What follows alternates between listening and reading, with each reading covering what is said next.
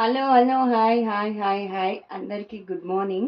Yes, good morning అందరికీ. నేనేం చెప్పబోతున్నానంటే, మనకి ఏదైనా కష్టాలు రావాలన్నా, మనకి ఎవరి మీద నన్ను కోపం పెంచుకోవాలన్నా, ఎవరితో కొట్లాడాలన్నా, ముందుగా మనం ఏం చేయాలంటే, ముందుగా పెళ్లి చేసుకోవాలి. పెళ్లి చేసుకున్నాం అనుకో, కష్టాలు అనేటివి అవంతలు అవి తన్నుకుంటూ వచ్చేస్తాయి.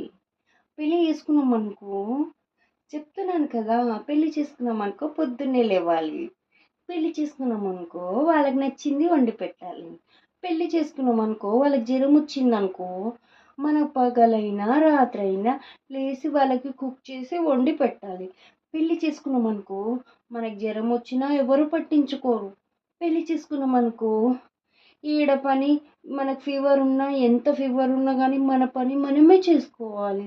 పెళ్లి చేసుకున్నాం అనుకో అంతా ప్రతిదీ మన దగ్గర ఇంత పని చేస్తాము, మన దగ్గర 1 రూపీ కూడా ఎవ్వరు ఇవ్వరు.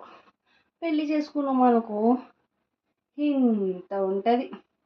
మనకు 1 రూపీ, మనకు మనీ అనేదే ఉండదు. ఇంట్లో పొద్దున లేస్తాము, బాసలు తోముతాం, బట్టలు ఉతుకుతాము, ఇల్లు ఉకుతాము, ఇల్లు తుడుస్తాము, నీళ్ళు పడతాము. అది ప్రతి ఒక్క ఇంట్లో కామనే.